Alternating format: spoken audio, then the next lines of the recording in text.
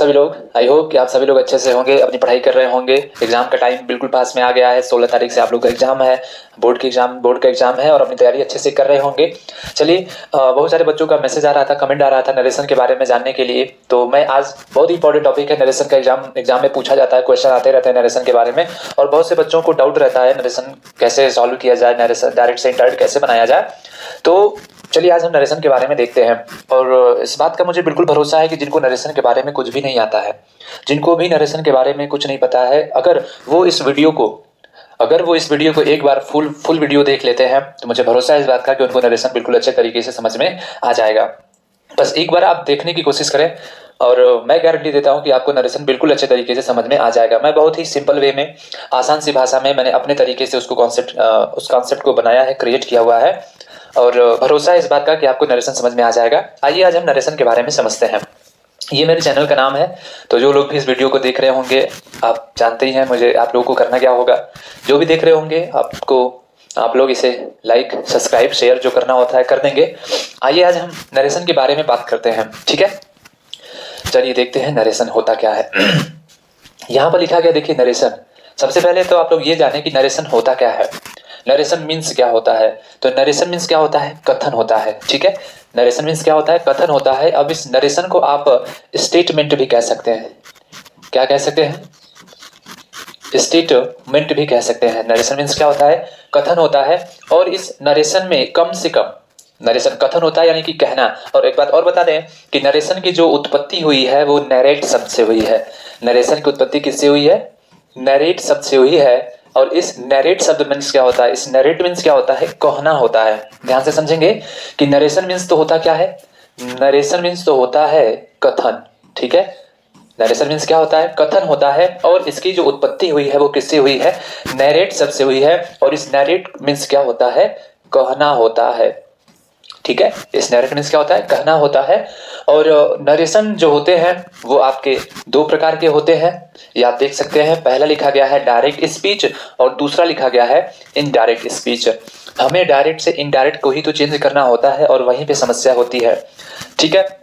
Narration पढ़ने के लिए यानी फिर नरेशन में कम से कम, अगर मिनिमम बात किया जाए तो कम से कम 2 पर्सन की आवश्यकता होती है, 2 लोगों की जरूरत पड़ती है। अगर 2 लोग नहीं होंगे तो नरेशन बन ही नहीं सकता है, ठीक है। यहाँ पर लिखा गया है कथन या फिर कहना लिखा गया है। तो जैसे अगर हम बात करते हैं किसी से भी बात करेंगे तो जो बात हम कहते हैं वो किसी न किसी व्यक्ति से ही कहेंगे। कोई ना कोई सामने वाला होगा तभी ना हम उस बात को उससे कहेंगे, रखेंगे अपने बात को। तो एक कहने वाला होगा और एक सुनने वाला होगा तभी तो हमारा स्टेटमेंट बनेगा, नहीं तो नहीं बन सकता। तो नरेशन में कम से कम 2 व्यक्ति की आवश्यकता होती है, 2 से ज्यादा भी हो सकते हैं पर 2 से कम नहीं हो सकते हैं, ठीक है। और नरेशन आपके 2 प्रकार के होते हैं, डायरेक्ट स्पीच और इनडायरेक्ट स्पीच। डायरेक्ट स्पीच को अगर हिंदी में जानेंगे, ठीक है, अगर डायरेक्ट स्पीच को हिंदी में जाना जाए तो डायरेक्ट स्पीच को क्या कहते हैं हिंदी में? प्रत्यक्ष कथन कहते हैं, ठीक है। और इनडायरेक्ट स्पीच को जाना जाए तो इसको हिंदी में क्या कहते हैं? अप्रत्यक्ष कथन, ठीक है। डायरेक्ट को कहते हैं प्रत्यक्ष कथन और इनडायरेक्ट को कहते हैं अप्रत्यक्ष कथन। अब ये डायरेक्ट क्या होता है, इनडायरेक्ट क्या होता है, आइए इसके बारे में समझते हैं क्या होता है। तो देखिए जैसा कि यहाँ पर लिखा गया है डायरेक्ट स्पीच, हमने बहुत ही सिंपल तरीके से समझाया हुआ है सारी चीजें। डायरेक्ट स्पीच क्या कहते हैं समझे। यहाँ पर क्या लिखा गया है? When we use to the exact words of the speaker in a sentence it is said to be in direct speech. नहीं समझे होंगे तो आप समझें इस तरीके से। डायरेक्ट स्पीच क्या होता है आइए इसके बारे में समझते हैं। तो डायरेक्ट स्पीच जो होता है वो इसकी हिंदी तो होती है प्रत्यक्ष कथन, लेकिन अब कहते किसे हैं? तो जब हम किसी भी व्यक्ति की बात को उसी के शब्दों में बयां कर देते हैं, यानी कि कोई पर्सन है जो हमसे कुछ बात कहा है और उस बात को हम सिर्फ जैसे वो बोला है उसी के शब्दों में कह देते हैं। जिस तरीके से वो बोला उसी तरीके से हम कह दिए, वही क्या होता है? डायरेक्ट स्पीच होता है। हमने यहाँ पर लिखा है when we use to the exact words of the speaker, यानी कि जब हम स्पीकर वक्ता के एग्जैक्ट वर्ड को लेते हैं, है ना, एग्जैक्ट वर्ड का प्रयोग करते हैं तो वह सेंटेंस कहा जाता है किसमें? डायरेक्ट स्पीच में बोला जाता है, ठीक है। यानी कि स्पीकर हमसे कहा, जो भी बोला सेम जैसे बोला उसी तरह हम कह दिए तो वो हो गया डायरेक्ट स्पीच। जैसे आप देख सकते हैं यहाँ पर लिखा गया he said to me I write a letter, he said to me I write a letter, ठीक है, ये होता है आपका डायरेक्ट स्पीच। अब इसमें आप लोग देख पा रहे होंगे कि एक यहाँ पर कामा, इन्वर्टेड कामा लगा हुआ है, एक कामा के, ये इन्वर्टेड कामा के बाहर है और एक इन्वर्टेड कामा के अंदर है। तो जो डायरेक्ट स्पीच होता है इसके भी दो भाग होते हैं। जो डायरेक्ट स्पीच होता है उसके कितने भाग होते हैं? दो भाग होते हैं। पहला पार्ट क्या है? ये कामा के बाहर वाला भाग है। इस वाले पार्ट को किस नाम से जानते हैं? रिपोर्टिंग वर्ब के नाम से जानते हैं।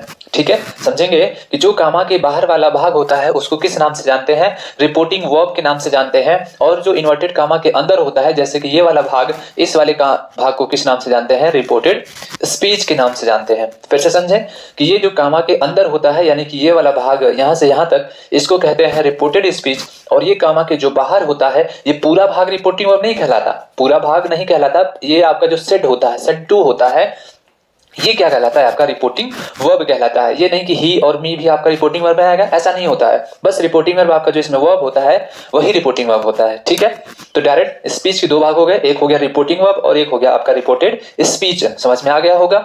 ये तो डायरेक्ट क्या हो गया। इनडायरेक्ट स्पीच किसे कहेंगे? यानी कि इसमें क्या था डायरेक्ट वाले में कि जब हम उसी की बात को ऐसे ही लिख देते थे वो आपका डायरेक्ट स्पीच हो गया था। लेकिन इनडायरेक्ट स्पीच क्या होगा? इनडायरेक्ट स्पीच वो होता है जब हम उसकी बात को सुनते हैं और लेकिन उस तरीके से नहीं कहते हैं जिस तरीके से वो बोला रहता है।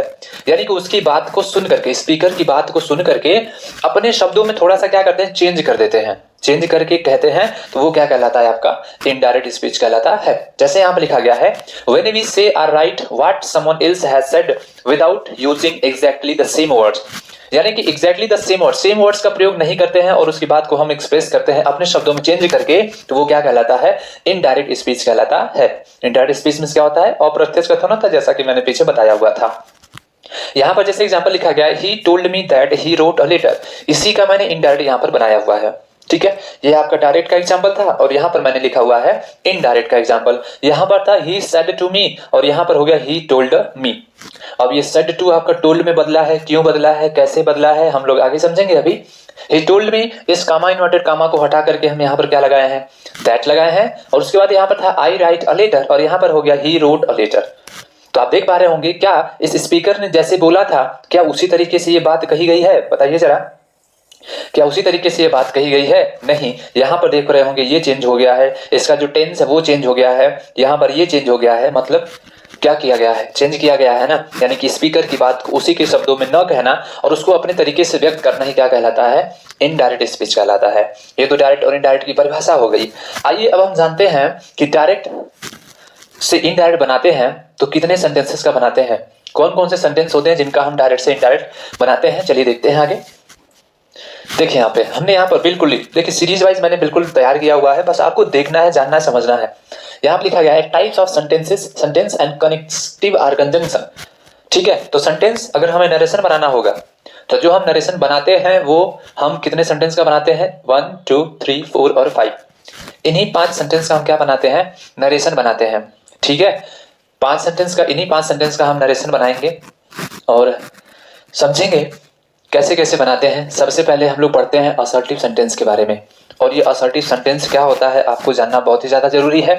तो असर्टिव सेंटेंस क्या होता है चलिए हम समझा देते हैं आप लोगों को। तो जो भी आप टेंस पढ़ते थे, जो भी आप टेंस पढ़े हैं, तो टेंस में आपने पढ़ा होगा जैसे वह खेलता है, वह पढ़ता है, सोता है, वह जाता है, वह नहीं पढ़ता है। तो जो भी आपके अफर्मेटिव सेंटेंस होते हैं, जो भी आपके नेगेटिव सेंटेंस होते हैं, जो भी आपके सिंपल सेंटेंसेज होते हैं, वो सब के सब किस में आते हैं? असर्टिव सेंटेंस में आते हैं। और असर्टिव सेंटेंस की पहचान क्या होती है कि जो असर्टिव सेंटेंस होता है वो किससे स्टार्ट होता है? सब्जेक्ट से स्टार्ट होता है। यानी कि जो इसका स्ट्रक्चर होता है वो आपको कहीं ना कहीं दिखाई देगा, सब्जेक्ट दिखाई देगा और ये वर्ब का स्ट्रक्चर दिखाई देगा। सब्जेक्ट और वर्ब का स्ट्रक्चर दिखाई देगा, समझ लीजिएगा वो कौन सा सेंटेंस होगा? असर्टिव सेंटेंस होगा। और असर्टिव सेंटेंस में जो कामा इन्वर्टेड कामा हम वहां पर हटा करके लगाए थे कनेक्टिव, इस असर्टिव सेंटेंस में कनेक्टिव क्या लगाएंगे आप? दैट लगाएंगे। ठीक है, असर्टिव सेंटेंस में जो कंजंक्शन होगा या फिर उसको कनेक्टिव भी कह सकते हैं, कामा इन्वर्टेड कामा को हटा करके तो क्या लगाएंगे आप? दैट लगाएंगे। अगला है इंटरोगेटिव सेंटेंस, और इंटरोगेटिव सेंटेंस तो आप जानते ही होंगे प्रश्नात्मक वाक्य होते हैं, प्रश्नवाचक, जिसमें क्वेश्चन वर्ड आते हैं, जिसमें से क्वेश्चन किए जाते हैं। जैसे व्हाट आर यू डूइंग, तुम क्या कर रहे हो, क्या तुम जा रहे हो, तुम कौन हो, ऐसा क्वेश्चन पूछा जाता है। तो वैसे सेंटेंस आपके इंटरोगेटिव सेंटेंस में आते हैं। और इंटरोगेटिव सेंटेंस आप जानते हैं दो तरीके से बनाए जाते हैं, एक तो हेल्पिंग वर्ब से स्टार्ट होता है और एक किससे स्टार्ट होता है? क्वेश्चन वर्ड से स्टार्ट होता है। तो अगर हेल्पिंग वर्ब से स्टार्ट होगा अगर हेल्पिंग वर्ब से स्टार्ट होगा तो आप कंजंक्शन में या फिर कनेक्टिव में इफ लगा सकते हैं, या फिर आप क्या लगा सकते हैं, वेदर लगा सकते हैं। ठीक है, अगर सेंटेंस किससे स्टार्ट हुआ, हेल्पिंग वर्ब से स्टार्ट हुआ तो आप इफ या फिर वेदर लगा सकते हैं। लेकिन अगर क्वेश्चन वर्ड से स्टार्ट हुआ तो जो भी क्वेश्चन वर्ड होगा, जो भी WS फैमिली होगी, वही इसका क्या बनेगा, कंजंक्शन बनेगा। दोनों नियम याद रखेंगे कि अगर हेल्पिंग वर्ब से स्टार्ट हुआ तो आप क्या लगाएंगे, इफ या वेदर लगाएंगे, और अगर क्वेश्चन वर्ड से स्टार्ट हुआ तो वही क्वेश्चन वर्ड आपका यहाँ पर क्या बनेगा, कंजंक्शन बनेगा। और कंजंक्शन लगाने के बाद, कनेक्टिव लगाने के बाद वाक्य को हमेशा, सेंटेंस को हमेशा क्या बनाइएगा, असर्टिव बनाइएगा। यानी कि असर्टिव बनाने के लिए हमें पहला वर्ड क्या ढूंढना होता है, सब्जेक्ट ढूंढना होता है। ये यू है, यहाँ पे सब्जेक्ट ढूंढना होता है। ठीक है, अगला सेंटेंस है इंपरेटिव सेंटेंस, और इंपरेटिव सेंटेंस में जो कनेक्टिव होता है वो क्या लगाते हैं, टू लगाते हैं। इंपरेटिव सेंटेंस के बारे में मैंने वीडियो अपलोड किया हुआ है, आप जा करके देख सकते हैं, जिसमें आज्ञा, आदेश आता है, रिक्वेस्ट किया जाता है, और इसकी जो स्टार्टिंग होती है सेंटेंस की, वो मेन वर्ब की फर्स्ट फॉर्म से होती है। मैंने सारी बातें समझाया हुआ है, सेंटेंस के टाइप्स में पढ़ाया था मैंने, आप जा करके देख सकते हैं। इसमें क्या लगाते हैं, टू लगाते हैं। ऑब्जेक्टिव सेंटेंस में क्या लगाते हैं, कंजंक्शन, दैट लगाते हैं। और आपका एक एक्सक्लेमेटरी सेंटेंस है, इसमें भी कंजंक्शन क्या लगाते हैं, दैट लगाते हैं। ऑब्जेक्टिव सेंटेंस क्या होता है, जिसमें कामना किया जाता है, इच्छा किया जाता है, वो आपके ऑब्जेक्टिव सेंटेंस होते हैं। एक्सक्लेमेटरी सेंटेंस भी क्या होते हैं, जिसमें आश्चर्य, दुख, हर्ष, उल्लास का बोध होता है, तो वो आपके एक्सक्लेमेटरी सेंटेंस में आते हैं। जिनको भी नहीं समझ में आएगा इन सब चीजों के बारे में, तो आप जा करके वीडियो हमारी देख सकते हैं। इन सब टाइप्स ऑफ सेंटेंस में मैंने सब कुछ बताया हुआ है। ठीक है, ये तो हो गई कंजंक्शन। या असर्टिव सेंटेंस मिलेगा तो केवल और केवल क्या लगाना, दैट लगाना है। इंट्रोगेटिव सेंटेंस मिलेगा, अगर हेल्पिंग वर्ब से स्टार्ट हुआ इफ या वेदर लगाएंगे, और अगर कंजंक्शन से, अगर क्वेश्चन वर्ड से स्टार्ट हुआ तो आप जो भी क्वेश्चन वर्ड होगा उसी को यहाँ पे लगा देंगे। इंपरेटिव सेंटेंस मिलेगा तो टू लगाएंगे, ऑब्जेक्टिव सेंटेंस मिलेगा तो दैट लगाएंगे, और एक्सक्लेमेटरी सेंटेंस मिलेगा तो क्या लगाएंगे, दैट लगाएंगे। ठीक है, इतनी बातें समझ में आ गई होंगी, क्या क्या करना होता है। ये अभी रूल्स चल रहे हैं, क्या करना है, कैसे समझना है। अगर इन सब बातों को आप समझ गए तो बिल्कुल सेंटेंस को देखते ही आप उसका इनडायरेक्ट बना सकते हैं। ठीक है, आइए आगे देखते हैं क्या है। Rules for changing direct into indirect, यानी कि डायरेक्ट से इनडायरेक्ट में बदलने के नियम क्या होते हैं। ठीक है, अब कैसे बदला जाएगा, कुछ ना कुछ हमें बातें तो याद रखनी ही पड़ेगी, चाहे कुछ भी हो जाएगा। तो देखें, तो डायरेक्ट से इनडायरेक्ट बदलने में, डायरेक्ट स्पीच से इनडायरेक्ट बदलने में दो नियम है। पहला नियम है जनरल रूल्स, और दूसरा रूल है आपका स्पेशल रूल्स। ये जनरल रूल्स क्या होते हैं, स्पेशल रूल्स क्या होते हैं, हम भी, आप डोंट वरी, घबराइएगा नहीं, सब बकायदे हमने बिल्कुल धीरे धीरे सारे पॉइंट को यहाँ पर हमने एक्सप्लेन किया हुआ है। बस आप अंत तक इस वीडियो को देखते रहें और आपको बिल्कुल भरोसा है समझ में आ जाएगा। मुझे भरोसा है आप बिल्कुल समझ जाएंगे। जनरल रूल्स क्या होते हैं, आइए समझते हैं। पहला है आपका जनरल रूल्स, समझे, देखिए क्या होता है। जनरल रूल्स में पहली पॉइंट है चेंज ऑफ पर्सन, दूसरा है चेंज ऑफ टेंस, और तीसरा है change of other parts of speech. अब ये सारी चीजें क्या होती हैं, क्या करना होता है, आइए देखते हैं। चेंज ऑफ पर्सन और change of tenses, change of other parts of speech क्या करना होता है। जैसे हम सब्जेक्ट में कभी आई का ही हो जाता है, कभी आई का यू हो जाता है। चेंज ऑफ पर्सन में टेंस में कभी प्रेजेंट का पास्ट में चला जाता है, कभी विल का वुड हो जाता है, कैसे होता है। Change of other parts of speech में कभी दिस का दैट होता है, या स्टडी का द प्रीवियस डे होता है, क्यों होता है, कैसे होता है, सारी चीजें जो होती है वही आपका क्या होता है, जनरल रूल्स होते हैं। तो इसमें है चेंज ऑफ पर्सन, कैसे चेंज करेंगे चेंज ऑफ पर्सन को, आइए देख लेते हैं। देखें ध्यान से, देखिए चेंज ऑफ पर्सन के लिए भी मैंने यहाँ पर बताया हुआ है। अब यहाँ पर लिखा गया 1 2 3, आप ये क्या होता है 1 2 3 SON लिखा हुआ है, इसका मतलब क्या होता है, चलिए हम समझा देते हैं आपको। ये 1 2 3 जो है वो रिपोर्टेड स्पीच का भाग है। ठीक है, ये जो 1 2 3 है वो आपके रिपोर्टेड स्पीच का भाग है, और ये जो SON लिखा गया है ये आपका रिपोर्टिंग वर्ब का भाग है। नहीं समझे होंगे, चलिए समझाते हैं। अगर रिपोर्टेड स्पीच में आपको किस पर्सन का प्रोनाउन दिखाई देगा, ये फर्स्ट पर्सन का प्रोनाउन दिखाई देगा। अगर रिपोर्टेड स्पीच में आपको फर्स्ट पर्सन का प्रोनाउन दिखाई देगा तो आप उसको किसके अकॉर्डिंग चेंज करेंगे, सब्जेक्ट के अकॉर्डिंग चेंज करेंगे। फिर से समझें, अगर रिपोर्टेड स्पीच में फर्स्ट पर्सन का प्रोनाउन दिखाई देगा तो आप उसको सब्जेक्ट के अकॉर्डिंग चेंज करेंगे, और अगर रिपोर्टेड स्पीच में सेकंड पर्सन का प्रोनाउन दिखाई देगा तो आप उसको किसके अकॉर्डिंग चेंज करेंगे, ऑब्जेक्ट के अकॉर्डिंग चेंज करेंगे। और अगर थर्ड पर्सन का प्रोनाउन दिखाई देगा तो वो नो चेंज लिखा जाएगा, एन का मतलब नो चेंज। फिर से समझ लीजिएगा, फर्स्ट पर्सन का प्रोनाउन तो वो रिपोर्टिंग वर्ब के सब्जेक्ट के अनुसार, यानी कि एस का मतलब सब्जेक्ट है, और अगर सेकंड पर्सन का प्रोनाउन मिले तो वो रिपोर्टिंग वर्ब के ऑब्जेक्ट के अनुसार, और अगर रिपोर्टेड स्पीच में थर्ड पर्सन का प्रोनाउन है तो वो नहीं बदला जाएगा, नो चेंज होगा। ठीक है, अब ये फर्स्ट पर्सन प्रोनाउन कौन है, सेकंड पर्सन का प्रोनाउन कौन है, थर्ड पर्सन का प्रोनाउन कौन है, आप नहीं जानते हैं तो चलिए देखिए, मैंने उसके लिए भी यहाँ पर आपको दिखा दिया है क्या है। देखिए फर्स्ट पर्सन का प्रोनाउन क्या होता है, आई और वी होता है। फर्स्ट पर्सन कहा जाएगा तो फर्स्ट पर्सन का मतलब आई और वी, और ये किसके अकॉर्डिंग बदलेंगे, सब्जेक्ट के अकॉर्डिंग बदलेंगे। तो ये आप याद रखेंगे, इसके बिना आप डायरेक्ट से इनडायरेक्ट नहीं बना सकते हैं। अगर याद रहेगा, माइंड में हमेशा रहेगा ये आपके कि नहीं ये नॉमिनेटिव केस का है, ये ऑब्जेक्टिव है, ये पॉजिटिव है, किसमें कौन है, तो आप बिल्कुल आसानी से डायरेक्ट से इनडायरेक्ट बना सकते हैं। तो ये आपका फर्स्ट पर्सन का आई और वी है। आई का ऑब्जेक्टिव मी होता है, पॉजिटिव में माई और माइन होता है, वी का अस और अवर और अवर्स होता है। ये आपके क्या है, पूरे के पूरे फर्स्ट पर्सन के प्रोनाउन है। ये आपका सेकंड पर्सन का प्रोनाउन है, और ये क्या है आपका थर्ड पर्सन का प्रोनाउन है। ही, सी, इट और दे। ही का देख पा रहे हो, हिम, हिज, हिज है। सी का हर, हर्स है। इट का इट, इट्स है। दे का देम, दियर और दियर्स है। ये फर्स्ट पर्सन, सेकंड पर्सन और ये थर्ड पर्सन। समझ में आ गया होगा, ठीक है। यही आपका है कि फर्स्ट पर्सन का सेकंड सब्जेक्ट के अनुसार चेंज करेंगे, सेकंड पर्सन का प्रोनाउन मतलब यू मिलेगा तो आप किसके अनुसार चेंज करेंगे, ऑब्जेक्ट के अनुसार। और अगर थर्ड पर्सन का प्रोनाउन मतलब ही, सी, इट और दे मिलेगा तो उसे आप क्या करेंगे, नहीं चेंज करेंगे, ठीक है। ये तो change of tense, change of person हो गए। अगली पॉइंट उसमें क्या थी, चेंज ऑफ टेंस था। अब देखिए टेंस भी बदला जाएगा। कब बदला जाएगा, तो इसमें एक बात याद रखेंगे आप कि जब रिपोर्टिंग वर्ब, क्या याद रखेंगे, जब रिपोर्टिंग वर्ब पास्ट टेंस में होंगे तभी आप डायरेक्ट से इनडायरेक्ट बदलते समय टेंस को चेंज करिएगा, नहीं तो नहीं चेंज करते हैं। फिर से हमारी बात सुने कि जब रिपोर्टिंग वर्ब पास्ट टेंस में होगा तभी आपका डायरेक्ट से इनडायरेक्ट बदलते समय टेंस बदला जाएगा, नहीं तो नहीं बदला जाएगा। यानी कि प्रेजेंट टेंस में हो, रिपोर्टिंग वर्ब प्रेजेंट टेंस में हो या फिर फ्यूचर टेंस में हो, तो जब हम उसका इनडायरेक्ट बदलते हैं तो रिपोर्टेड स्पीच का जो टेंस होता है वो बदला नहीं जाता है। जब पास्ट में होगा तभी बदलेंगे, ठीक है। यानी कि जो टेंस चेंज करने का रूल है यहाँ पे, ये कब बदलेंगे, जब रिपोर्टिंग वर्ब किस में होगा, पास्ट में होगा। तो आप देख रहे होंगे प्रेजेंट इंडेफिनिट टेंस जो होते हैं वो किस में बदल जाते हैं, पास्ट इंडेफिनिट टेंस में। आप देख पा रहे होंगे ये पूरे के पूरे जो है ये किसके हैं, प्रेजेंट के हैं। Present definite tense, past present continuous tense, present perfect tense और प्रेजेंट परफेक्ट कंटीन्यूअस टेंस। जितने भी प्रेजेंट के ये चार होते हैं प्रेजेंट के, तो प्रेजेंट के चारों के चारों जब आप इंडायरेक्ट बनाओगे और रिपोर्टिंग वर्ब पास्ट में होगा तो आप किस में बदल देंगे, सब के सब पास्ट में बदल देंगे। यानी कि प्रेजेंट डेफिनिट का पास्ट डेफिनिट, प्रेजेंट कंटीन्यूअस का पास्ट कंटीन्यूअस, प्रेजेंट परफेक्ट का पास्ट परफेक्ट टेंस और प्रेजेंट परफेक्ट कंटीन्यूअस का किस में बदल देंगे, पास्ट परफेक्ट कंटीन्यूअस में बदल देंगे, ठीक है। ये तो प्रेजेंट की बात हो गई। लेकिन अगर पास्ट टेंस में आ जाए तो तब क्या करेंगे, तो पास्ट इंडेफिनिट टेंस जो होगा वो पास्ट परफेक्ट टेंस में बदला जाएगा। पास्ट कंटीन्यूअस जो टेंस होगा वो पास्ट परफेक्ट कंटीन्यूअस टेंस में बदला जाएगा। और जो पास्ट परफेक्ट टेंस होंगे उसको आप नहीं चेंज करेंगे, पास्ट परफेक्ट कंटीन्यूअस टेंस होगा उसको भी आप क्या करेंगे, नहीं चेंज करेंगे। यानी कि जिस टेंस में रहेंगे उसी टेंस में भी हम क्या करेंगे, इनडायरेक्ट को बना देंगे, उसके टेंस को चेंज करने की आवश्यकता नहीं है। ये तो हो गई प्रेजेंट की और ये हो गई पास्ट की। अब फ्यूचर में क्या करेंगे, तो फ्यूचर में आप देख रहे होंगे यहाँ पर लिखा गया है विल, तो विल दिखाई देगा तो उसको आप किस में बदलेंगे, वुड में चेंज कर देंगे। शैल दिखाई देगा तो आप किस में बदलेंगे, शुड में चेंज कर देंगे। अब फ्यूचर में तो विल और शैल ही तो साइकिल होती नहीं है। फ्यूचर इंडेफिनिट की देखा जाए तो विल और शैल होता है, फ्यूचर कंटीन्यूअस देखा जाए तो विल भी और शैल भी होता है, फ्यूचर परफेक्ट का देखा जाए तो विल हैव और शैल हैव होता है, और फ्यूचर परफेक्ट कंटीन्यूअस का देखा जाए तो विल हैव बीन और शैल हैव बीन होता है। तो अगर उसमें हम देख रहे हैं कहीं ना कहीं हमें विल और शैल दिखाई दे रहा है, जैसे अगर कंटीन्यूअस की बात कर लें विल भी और शैल भी, तो बस आपको करना क्या होगा, विल का तो वुड में चेंज कर देंगे, तो विल भी होगा तो क्या हो जाएगा, वुड भी, शैल भी होगा तो शुड भी। और अगर फ्यूचर में परफेक्ट में चला जाए जैसे विल हैव और शैल हैव, तो विल हैव का क्या करेंगे, वुड हैव, और शैल हैव का क्या करेंगे, शुड हैव कर देंगे। वैसे ही विल हैव बीन और शैल हैव बीन मिलेगा तो क्या करेंगे, विल हैव बीन का वुड हैव बीन कर देंगे और शैल हैव बीन का शुड हैव बीन कर देंगे। यानी कि जहां भी आपको विल और शैल दिखाई देगा तो आप उसको वुड में, और शैल दिखाई देगा तो शुड में चेंज कर देंगे।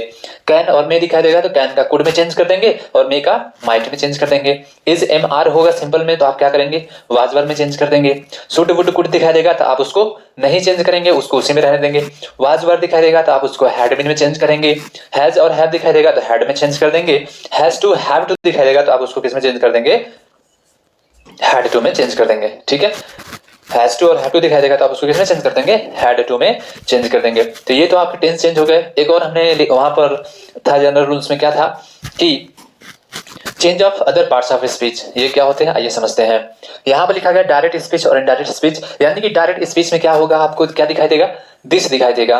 तो जब डायरेक्ट स्पीच में दिस दिखाई देगा तो दिस को आप किस में चेंज कर देंगे, दैट में, दिस का दोज में, हियर का देयर में, नाउ का देन में, दस का सो। इसी तरीके से आप देख सकते हैं लिखा गया है डायरेक्ट में आपको ये दिखाई देगा तो इनडायरेक्ट में आप क्या करेंगे, इसमें चेंज कर देंगे, ठीक है। डायरेक्ट से इनडायरेक्ट बनाते समय इन्हीं सब बातों का ध्यान रखना पड़ेगा आपको।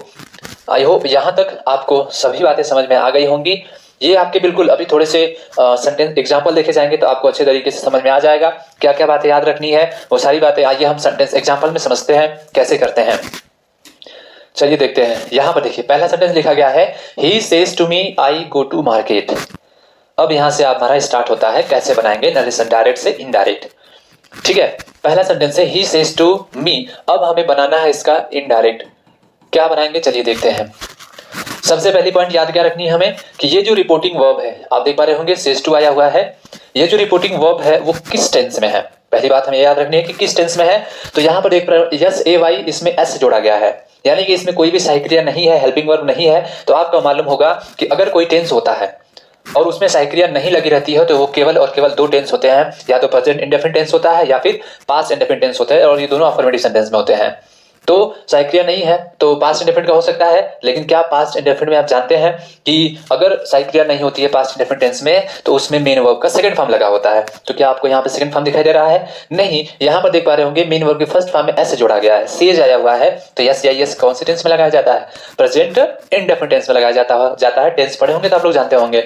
यानी कि यहाँ पर जो रिपोर्टिंग वर्ब मिल गया वो हमें किस में मिल गया?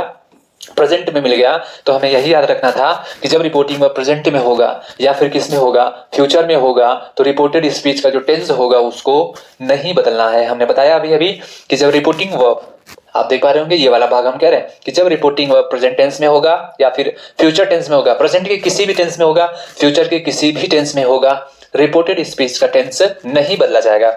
और ये रिपोर्टेड स्पीच का टेंस कब बदले जाएगा? जब ये रिपोर्टिंग वर्ब किस में होगा? पास्ट टेंस में होगा। समझ में आई बात? चलिए देखते हैं। लिखा क्या है? He says to me. हमें क्या करना होगा? ही का ही रख देंगे यहाँ पे। अब देखिएगा सेज टू किस में बदला जाएगा? तो यहाँ पर हम बता दें आप लोगों को कि अगर से होगा तो से का आप क्या लिखेंगे? से ही रहने देंगे। और अगर आपको क्या दिखाई दे? से टू दिखाई दे, यानी कि से के बाद में आपको ऑब्जेक्ट दिखाई दे, जैसे कि यहाँ पर आपका ऑब्जेक्ट लगा हुआ है, अगर ऐसे ऑब्जेक्ट दिखाई देगा तो आप किस में चेंज कर देंगे? उसको टेल में चेंज कर देंगे। अगर आपको क्या दिखाई देगा?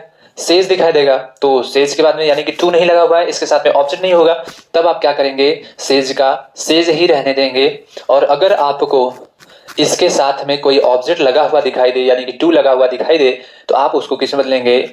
टेल्स में बदल देंगे। और इसी का अगर पास्ट में चले जाएं तो आपको सेड मिलेगा, तो सेड का आप क्या रहने देंगे? सेड ही रहने देंगे। और अगर इसी के साथ में हमें ऑब्जेक्ट दिखाई दे यानी कि टू वाला दिखाई दे, तो इसका भी पास्ट फॉर्म में चेंज कर देंगे, टोल्ड में चेंज कर देंगे। इतनी बातें याद रखेंगे आप। सेड टू, टोल्ड में। हाँ, कभी कभी हमको ऐसे भी दिखाई देता है सेइंग टू, तो बस हमें क्या करना होगा? आईएनजी लगा है तो इसमें भी हम क्या करेंगे? आईएनजी लगा देंगे, कोई दिक्कत नहीं है। देखते हैं ही सेज टू मी, तो क्या बनाएंगे? ही। अब देखिए सेज टू आया हुआ है तो सेज टू को हमें किस में बदलना है? सेज टू किस, यहाँ पर है, सेज टू किस में बदलना है? कहाँ गया भाई? सेज टू यहाँ पर है ना, यहाँ पर है। तो सेज टू को हमें किस में बदलना है? टेल्स में। तो यहाँ पर आप क्या कर देंगे? टेल्स में इसको बदल देंगे। तो ही टेल्स, उसके बाद क्या है? मी है, ये हो गया आपका मी। ठीक है, ही टेल्स मी। अब हमें इस कामा, इन्वर्टेड कामा को हटाने के लिए कोई न कोई कनेक्टिव चाहिए, तो हमें मालूम करना होगा कि ये रिपोर्टेड स्पीच कौन सा सेंटेंस है। तो आप देख पा रहे होंगे रिपोर्टेड स्पीच का जो सेंटेंस है वो सब्जेक्ट और वर्ब का स्ट्रक्चर दे रहा है, यानी कि असर्टिव सेंटेंस है। और असर्टिव सेंटेंस में कंजंक्शन क्या लगाना है? हमें दैट लगाना है, इसलिए हम यहाँ पर क्या लगा देंगे? दैट लगा देंगे। ठीक है, तो ही टेल्स मी दैट। उसके बाद क्या है? आई गो टू मार्केट, ये तो होगी बात। अब देखते हैं यहाँ पर प्रोनाउन आया हुआ है, तो जहां जहां पर हमें प्रोनाउन दिखाई देगा वहां पर हमें उसको देखना पड़ेगा, चेंज करना पड़ेगा, क्या वो बदला जाएगा? देखते हैं। आई आया हुआ है, और आई हमने बताया वहां पर अभी कुछ टाइम पहले कि जो आई और वी होते हैं वो किस पर्सन का प्रोनाउन होते हैं? फर्स्ट पर्सन का प्रोनाउन होते हैं। और फर्स्ट पर्सन का प्रोनाउन जैसा कि हमने वहां पर लिखा हुआ था कि फर्स्ट पर्सन का प्रोनाउन किसके अकॉर्डिंग चेंज होता है? रिपोर्टिंग वर्ब के सब्जेक्ट के अकॉर्डिंग चेंज होता है। तो यहाँ पर आप देख पा रहे होंगे रिपोर्टिंग वर्ब का सब्जेक्ट कौन है? ही है। अब हम यहाँ से ही को इसके अनुसार बदलेंगे, आई को इसके अनुसार बदलेंगे, तो हम ही को इसके पास लेकर के आएंगे आई के पास में, और देखेंगे कि आई कौन से केस में है। तो आई बताइए कौन से केस में है? नॉमिनेटिव केस में है। चलिए हम लिए चलते हैं वहां पे। नहीं समझ में आ रहा होगा तो एक बार फिर से देख लें। वहां पे देखिए यहाँ पर आई है, सेंटेंस में देखेंगे एक बार क्या था? आई है, और वहां पर क्या है? ही है। तो देखें दोनों को दोनों नॉमिनेटिव केस में है, यानी कि ये इसको क्या कर सकता है? रिप्लेस कर देगा। और ही वहां पर है, उसमें आई है, तो ही यहां पर जाकर क्या बनेगा? ही बनेगा ना। ठीक है, चलिए देखते हैं। देख पा रहे होंगे यहाँ पर आई और यहाँ पर ही है, तो ही को जब हम इसके पास लेकर के आएंगे तो दोनों नॉमिनेटिव केस में है, यानी कि यहाँ पर क्या हो जाएगा? आपका ही हो जाएगा। ठीक, अब देखें आई गो टू मार्केट, ये कौन सा टेंस है? टेंस पढ़े होंगे तो मालूम चलेगा आपको प्रेजेंट इंडेफिनिट टेंस है, क्योंकि सहायक क्रिया नहीं है, और सहायक क्रिया नहीं है तो मेन वर्ब का फर्स्ट फॉर्म लगा हुआ है, यानी कि प्रेजेंट इंडेफिनिट टेंस है। ही हो गया। अब इसको क्या टेंस बदला जाएगा? बताइए जरा, क्या टेंस बदला जाएगा? नहीं बदला जाएगा। क्यों नहीं बदला जाएगा? क्योंकि ये रिपोर्टिंग वर्ब किस में है? प्रेजेंट टेंस में है, और प्रेजेंट टेंस में है तो नहीं बदला जाएगा। तो आप जानते हैं ही हो गया। अब टेंस नहीं बदलेंगे तो क्या लिखेंगे? यहाँ पे गोज लिखना पड़ेगा। प्रेजेंट डेफिनिट टेंस का नियम मालूम है, आई है तो गो लिखे, लेकिन ही यहाँ पर क्या बन गया? थर्ड पर्सन सिंगुलर प्रोनाउन बन गया। और सिंगुलर प्रोनाउन के साथ हम क्या लगाते हैं प्रेजेंट डेफिनिट टेंस में? जब वाक्य के साथ ऐड होता है तो जैसे यस लगाते हैं, मालूम होगा। तो ही गोज, अब उसके बाद क्या लिख देंगे? क्या लिख देंगे यहाँ के? क्या बचा हुआ सेंटेंस में? He goes to market, he goes to market, last में क्या लगा देंगे? फुल स्टॉप लगा देंगे। समझ में आई बात? आइए सेकंड एग्जांपल देखते हैं। Anand said to me you can do this work. चलिए बनाते हैं इसका। क्या बनेगा? आनंद का क्या लिखेंगे? आनंद का आनंद ही लिखेंगे। अब देख पा रहे होंगे यहाँ पर क्या आ गया? सेड टू आ गया, यानी कि इसके बाद में ऑब्जेक्ट लगा हुआ है, तो क्या बदलेंगे इसको? किस में? टोल्ड में बदलेंगे। टोल्ड, और ये क्या हो जाएगा? मी हो गया। आनंद टोल्ड मी। अब इस कामा इन्वर्टेड कामा को हटाकर क्या लगाना है? दैट लगाना है। ये हम लगा दिए दैट। अब उसके बाद देखिए यू आ गया, और यू किस पर्सन का प्रोनाउन है? बताइए जरा, दिखाए थे हम। यू किस पर्सन का प्रोनाउन है? सेकंड पर्सन का प्रोनाउन है। और सेकंड पर्सन का प्रोनाउन किसके अकॉर्डिंग चेंज होता है? सेकंड पर्सन का प्रोनाउन बदलता है ऑब्जेक्ट के अनुसार, यानी कि ऑब्जेक्ट कौन है? यहाँ पर मी है। अब हम क्या करेंगे? अब इस मी को इसके पास लेकर के आएंगे। तो अब देखिए यहाँ पर यू किसका काम कर रहा है? सब्जेक्ट का काम कर रहा है। तो जो यहाँ से मी आएगा वो भी क्या बनेगा? सब्जेक्ट बनेगा। तो मी का सब्जेक्ट क्या होता है? बताइए, मी का सब्जेक्ट क्या होता है? आई होता है। इसलिए यहाँ पर क्या हो जाएगा? आई हो जाएगा। और क्या हम टेंस को बदलेंगे? जरा ये भी देख लेते हैं। तो यहाँ पर टेंस बदलने के लिए कह रहा है भाई, देखो कह रहा है कि हम पास्ट में है, यानी कि पास्ट में है, तो हमें टेंस भी क्या करना होगा? बदलना होगा। तो कैन का हम लिखवाए थे, कैन का क्या हो जाता है? कुड हो जाता है। तो आई कुड, और उसके बाद क्या करेंगे? क्या करेंगे? डू का क्या लिखेंगे? डू लिखेंगे। और दिस का हमने लिखवाया था, क्या होता है? दिस का दैट, और ये हो जाएगा वर्क का वर्क, फुल स्टॉप दे देंगे। धीरे धीरे समझ में आ रहा होगा। चलिए अगला है, I say to Mohan you are not a wise man. देखें, आई का आई लिखेंगे, से टू मोहन ऑब्जेक्ट आया हुआ है, यानी कि से किस में बदलेगा? टेल में बदलेगा, क्योंकि ये से है तो टेल में बदलेगा। सेड होता तो टोल में बदल देते। तो आई टेल, ये हो गया मोहन, कैपिटल लेटर्स लिखा जाएगा क्योंकि प्रॉपर नाउन है, या फिर कोई भी पर्सन का नाम होता है तो हमेशा कैपिटल लिखते हैं। इन्वर्टेड कामा को हटाकर क्या लगाएंगे आप? दैट लगाएंगे। अब देखिए you are not a wise man, यहां पर भी आपको सेकंड पर्सन का प्रोनाउन दिखाई दे रहा है, और ये किसके अकॉर्डिंग चेंज होगा? ऑब्जेक्ट के अनुसार। और ऑब्जेक्ट में आपको मिल गया यहाँ पे नाम, मोहन मिल गया। और जब आपको नाम मिल जाएगा तो वो किसके अकॉर्डिंग चेंज करेंगे? थर्ड पर्सन के अनुसार चेंज करेंगे। ठीक है, अगर आपको नाउन मिल जाएगा कोई भी, तो नाउन का प्रोनाउन लेने के लिए कोई भी, चाहे वो सब्जेक्ट का नाउन मिल जाए, चाहे वो ऑब्जेक्ट की जगह पे नाउन मिल जाएगा, तो आप नाउन से प्रोनाउन ढूंढने के लिए आप किस पर्सन में जाएंगे? हमेशा थर्ड पर्सन में जाएंगे। और इस नाउन के अकॉर्डिंग आप क्या करेंगे? प्रोनाउन लेकर के आएंगे। तो अब देखिए यहाँ पर मोहन आया हुआ है, आप थर्ड पर्सन में जाइए, और थर्ड पर्सन में प्रोनाउन हमने बताया कि ही, सी, इट, और क्या होता है? दे होता है। तो बताइए मोहन के लिए उसमें चारों में से कौन सा प्रोनाउन सही होगा? मोहन सबसे पहले लड़का है, सी हो नहीं सकता, इट नहीं हो सकता, दे भी नहीं हो सकता। क्यों नहीं हो सकता? क्योंकि दे तो प्लूरल होता है। तो यहाँ पर मोहन क्या है? सिंगुलर है। तो मोहन के लिए प्रोनाउन हमको क्या मिलेगा? ही मिलेगा। अब हम ही को इसके पास लेकर के आएंगे, यू के पास में। तो क्या यहाँ पर यू जो है वो कौन से केस में है? नॉमिनेटिव केस में है। तो जो यहाँ से ही आएगा वो भी नॉमिनेटिव केस में आएगा। तो आप जानते होंगे ही और यू दोनों एक ही में हो, दोनों के दोनों नॉमिनेटिव केस में है। एक बार फिर से हम आपको दिखा देते हैं। देखिए यहाँ पर ही है और यहाँ पर यू है, दोनों एक ही में है, इसलिए ये इसको क्या करेगा? रिप्लेस कर देगा। सब्जेक्ट का काम कर रहा है इसलिए ये वाला यू है, और अगर वो ऑब्जेक्ट करता तो ये वाला यू होता, तो ही का हम क्या लिख देते? हिम लिख देते। पर हमको ये वाला यू सब्जेक्ट में दिखाई दे रहा है, ये दोनों देखें एक ही परिवार में आ रहे हैं, इसलिए ही से वो यू को क्या करेगा? रिप्लेस करेगा। तो क्या हो जाएगा भाई? चलिए देख लेते हैं, आइए लेकर चलते हैं। तो यहाँ पर क्या लिख देंगे? हम ही लिख देंगे। ठीक है, अब देखें टेंस बदला जाएगा नहीं बदला जाएगा? आर आया हुआ है, क्या आर का इज एम आर का वाज किया जाएगा नहीं किया जाएगा? देखते हैं। यहाँ पर देखें क्या लगा हुआ है? से टू लगा हुआ है, यानी कि रिपोर्टिंग वर्ब किस में मिल गया? प्रेजेंट में मिल गया। क्या आप देख पा रहे होंगे? यहाँ पर सेज है, प्रेजेंट में था, तो हमने लिखवाया कि जब प्रेजेंट में होगा रिपोर्टिंग वर्ब, जब पास्ट में होगा, जब फ्यूचर में होगा रिपोर्टिंग वर्ब, तो हम रिपोर्टेड स्पीच की टेंस को नहीं बदलेंगे, यानी कि हमारा इज एम आर वाली सही क्रिया है तो उसी में रहने देंगे। तो यहाँ पर यू था तो आर लगाए हैं, लेकिन यहाँ पर ही है तो क्या लगाएंगे आप? इज लगाएंगे। क्या टेंस हमारा बदला? नहीं बदला, उसी में रहने देंगे। नॉट का नॉट लिख देंगे, और क्या लिख देंगे आप? वाइज, और ये हो जाएगा मैन। ठीक है, समझ में आया रहा होगा। जो भी बातें आप लोगों को नहीं समझ में आएगी तो आप हमें कमेंट करके बता सकते हैं सारी बातें, कि आपको ये बातें नहीं समझ में आई है। ठीक है, इसको क्या हो रहा है? कहाँ गया? चलिए देख लेते हैं, इसको इरेज कर देते हैं। चलिए देखते हैं, यहाँ तक बातें समझ में आ गई होंगी। अगला देखते हैं, she said you are foolish Rohan. अब देखें, ऐसे भी कुछ क्वेश्चन दे दिए जाते हैं। वह कही, क्या कही? यू आर फुलिश रोहन, तुम मूर्ख हो। रोहन, यानी कि ये जो कह रही है वो किससे कह रही है, रोहन से कह रही है। तो हमारा क्या होता है, कभी कभी जो इसका ऑब्जेक्ट होता है वो सेंटेंस के लास्ट में भी दे देता है, क्योंकि वो कह रही है तो किससे कह रही है, रोहन से ही कह रही है ना, तो रोहन इसका क्या बनेगा, ऑब्जेक्ट बनेगा। तो यानी कि सेंटेंस में ऑब्जेक्ट है, इसका इंडायर बनाएंगे तो क्या लिखेंगे, सी का सी लिखेंगे। क्या सेड यहाँ पर चेंज होगा, होगा कि नहीं होगा, तो हमने बताया था कि जब ऑब्जेक्ट दिया होगा सेंटेंस में तो हम सेड को क्या करेंगे, चेंज कर देंगे, और सेड हमारा किस में चेंज हो जाएगा, टोल्ड में चेंज हो जाएगा, क्योंकि ये पास्ट में है तो ये भी पास्ट में हो जाएगा। तो सी टोल्ड, और वो किससे कह रही है, रोहन से कह रही है, तो रोहन अपने स्थान पे चला आएगा। ठीक है, जहां पर इसको लिखना होगा सब्जेक्ट, फिर सेड का चेंज करना होगा, चेंज करके लिख देंगे, और ऑब्जेक्ट कहीं पर भी रहेगा आप उसके बाद में इसको लगा देंगे। ठीक, इन्वर्टेड कॉमा को हटा करके क्या लगाना है, दैट लगाना है। ये लग गया आपका दैट। अब देखते हैं यू आर फुलिश। यू बताइए किस पर्सन का प्रोनाउन है, सेकंड पर्सन का प्रोनाउन, और सेकंड पर्सन का प्रोनाउन किसके अकॉर्डिंग चेंज करना है, ऑब्जेक्ट के अनुसार चेंज करना है, और ऑब्जेक्ट कहां है, यहां पर दे दिया है रोहन, और रोहन दे दिया है, ये नाउन मिल गया, और जब नाउन मिल गया तो प्रोनाउन लेने कहां जाएंगे, थर्ड पर्सन में जाएंगे, और फिर से हमें थर्ड पर्सन प्रोनाउन रोहन के अनुसार क्या मिलेगा, ही मिलेगा, और ही को फिर से जब हम इसके पास लेकर के आएंगे तो दोनों ही और यू नॉमिनेटिव केस में ही आते हैं, इसलिए ही का क्या लिख देंगे यहाँ पर, ही क्या टेंस बदला जाएगा, देखते हैं। तो यहां पर क्या लिखा गया है, सेड लिखा गया है, यानी कि रिपोर्टिंग वर्ब किस में आ गई, पास्ट में आ गया। तो जब रिपोर्टिंग वर्ब पास्ट में आ गया तो हमें टेंस भी क्या करना है, चेंज कर देना है, तो हम चेंज करेंगे। तो यहां पर देख पा रहे होंगे आर लिखा गया है, तो आर किस में होता है, वाज में चेंज हो जाएगा, क्योंकि यहां पर सिंगुलर बन गया तो वाज लिख देते, और अगर यही प्लूरल हो जाता तो हम वर लिख देते, तो ही वाज क्या लिख देंगे हम यहाँ पर, फुलिश, फुल स्टॉप। समझ में आई बात। नेक्स्ट एग्जांपल देखते हैं, Ruhi said I shall write a letter tomorrow. चलिए इसका चेंज करते हैं, क्या लिखेंगे, रूही का रूही रहने देंगे। सेड को क्या चेंज करेंगे, देखते हैं। क्या सेड के बाद में कोई ऑब्जेक्ट आया हुआ है, देख करके बताएं।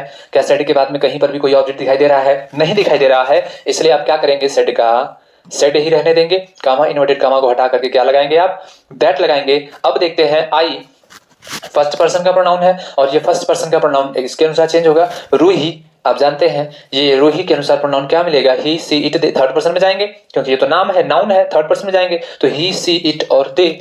रूही सिंगुलर है तो हमारा उसमें से सिंगुलर प्रोनाउन ही सी और इट होता है, इट आ नहीं सकता, और ही आ नहीं सकता, क्योंकि ही तो आप जानते हैं किसके लिए यूज किए जाते हैं, तो इसके लिए प्रोनाउन किसके क्या मिलेगा आपको, शी मिलेगा। और जब हम सी को इसके पास लेकर के आएंगे तो आप देख पा रहे होंगे आई और सी दोनों नॉमिनेटिव केस में है, दोनों सब्जेक्ट होते हैं, इसलिए आई को रिप्लेस करके क्या लिख दिया जाएगा, सी लिख दिया जाएगा। अब आगे बात करते हैं टेंस बदला जाएगा कि नहीं बदला जाएगा, तो और ये डिसाइड कौन करेगा, इसका रिपोर्टिंग वर्ब। अब देखिए रिपोर्टिंग वर्ब किसमें है, पास्ट में है, तो जब रिपोर्टिंग वर्ब पास्ट में है तो इसका मतलब हमें टेंस भी चेंज करना पड़ेगा। तो सेल दिखाई दे रहा है तो सेल का हम क्या लिखते हैं, शुड लिखते हैं, लेकिन यहां पर क्या बन गया है, सी बन गया है, और सी का हम सी के साथ क्या सेल लगाते हैं, नहीं लगाते, सी के साथ क्या लगाते हैं, विल लगाते हैं, इसलिए यहां पर क्या लिख दिया जाएगा, वुड लिख दिया जाएगा। समझ में आया होगा। यहां पर आई था इसलिए सेल लिखे हैं, पर यहां पर सी हो गया तो यहां पर विल लिखा जाता, तो विल का क्या लिखते, वुड लिख देंगे। उसके बाद क्या करेंगे, बाकी जो आप जानते ही हैं, राइट और लेटर। अब देखिए आपको फिर से ये टुमारो मिल गया, change of other parts of other words में हमने बताया था, टुमारो को क्या करते हैं, किसमें चेंज करते हैं, द फॉलोइंग डे में। ये बात आप लोगों को याद रखनी पड़ेगी, द फॉलोइंग डे। टुमारो माने आने वाला कल, और फॉलोइंग डे का भी मतलब क्या होता है, आने वाला कल, मतलब अगला दिन। या फिर आप इसको द नेक्स्ट डे में भी चेंज कर सकते हैं, कोई दिक्कत नहीं है। अगला है Ajay said I return at night. इसका बनाएंगे तो क्या लिखेंगे भाई, अजय का अजय लिखेंगे। क्या इस सेड के बाद में कोई ऑब्जेक्ट दिखाई दे रहा है आपको, नहीं दिखाई दे रहा है, तो सेड का क्या रहने देंगे, सेड का सेड ही रहने देंगे। इन्वर्टेड कामा को हटा करके क्या लिखेंगे आप, दैट लिखेंगे। अब देखिए यहाँ पर आपको क्या दिखाई दे रहा है, आई दिखाई दे रहा है, फर्स्ट पर्सन का प्रोनाउन, सब्जेक्ट के अकॉर्डिंग चेंज करेंगे। सब्जेक्ट फिर से हमारा नेम दिखाई दे रहा है, प्रोनाउन आप थर्ड पर्सन से लेकर के आएंगे तो क्या मिलेगा आपको, ही मिलेगा। और ही को जब इसके पास लेकर के आएंगे तो आई कौन से केस में है, नॉमिनेटिव केस में है, तो ही और आई दोनों एक ही केस में, दोनों एक ही परिवार में आ रहे हैं, इसलिए क्या लिख देंगे, ही लिख देंगे। क्या टेंस बदला जाएगा, ये कौन बताएगा, सेड बताएगा कि भाई देखो मैं रिपोर्टिंग वर्ब हूं और मैं पास्ट में हूं, तो आपको क्या करना पड़ेगा, टेंस भी चेंज करना पड़ेगा। तो टेंस बदलेगा, देखेंगे आई रिटर्न एट नाइट, रिटर्न आया हुआ है, विदाउट हेल्पिंग वर्ब का सेंटेंस है, और मेन वर्ब की सेकंड फॉर्म लगी हुई है, मतलब कौन सा टेंस होगा, पास्ट इंडेफिनिट टेंस होगा। टेंस पढ़े हैं, जानते होंगे। तो पास्ट इंडेफिनिट टेंस किस में बदलता है, पास्ट परफेक्ट टेंस बदलता है। तो हम पास्ट परफेक्ट के टेंस बदलेंगे, तो आप जानते हैं पास्ट परफेक्ट टेंस की हेल्पिंग वर्ब क्या होती है, हैड होती है, तो ये हैड हो जाएगा। और पास्ट परफेक्ट टेंस में मेन वर्ब का कौन सा फॉर्म लिखते हैं, थर्ड फॉर्म। यहां पर ये सेकंड फॉर्म था और ये थर्ड फॉर्म हो गया, दोनों एक ही होते हैं। एट क्या लिख दिया जाएगा, नाइट लिख दिया जाएगा। ठीक है, तो ये थे आपके कुछ एग्जाम्पल। अभी हम आके कुछ और एक्सरसाइज लेकर के आएंगे आपके लिए। अभी तो ये आज का ये फर्स्ट पार्ट था इसका, और आई होप कि आप सभी लोगों को इतनी बातें समझ में आ गई होंगी। जो भी बातें आपको नहीं समझ में आई है आप कमेंट करके मैसेज करके हमें बता सकते हैं। और एक बात और है, कुछ लोग बार बार मैसेज करके जो लोग चैनल बनाए हुए हैं उनसे मैं गुजारिश करना चाहता हूं कि आप लोग ऐसे मैसेज ना किया करें कि कुछ लोग हैं जैसे गेम की वीडियो बना रहे हैं और कह रहे हैं सर कि मेरे चैनल का नाम बता दीजिए और वो करना है, सब्सक्राइब करवाना है। तो भाई देखो, उनसे मैं कहना यही चाहता हूं कि आप गेम का वीडियो बना रहे हैं और मैं कैसे कह दूं कि लोग नहीं, मैं उनका टाइम क्यों स्पेंड करवाऊं बताइए। तो आप लोगों से मैं गुजारिश करता हूं कि आप ऐसे मैसेज ना किया करें। मैं गेम को लेकर के कभी बढ़ावा नहीं दे सकता। फालतू के वीडियोस आप लोग जो भी क्रिएट कर रहे हैं उन सब के लिए मैं बढ़ावा नहीं दे सकता। हाँ, अगर आपका कोई पढ़ाने का चैनल है या फिर ऐसा है तो उसके लिए मैं सोचूंगा, पर ऐसे के लिए मैं कुछ नहीं कर सकता। आप लोग ऐसे मैसेज ना किया करें। तो ये बातें आप लोगों को समझ में आ गई होंगी। तो अगर वीडियो पसंद आ रही है और आपको सारी बातें समझ में आ रही हैं तो चैनल को लाइक करें, शेयर करें और सब्सक्राइब करें। और जल्द ही मैं इसका सेकंड पार्ट लेकर के आ रहा हूँ। Enjoy your life.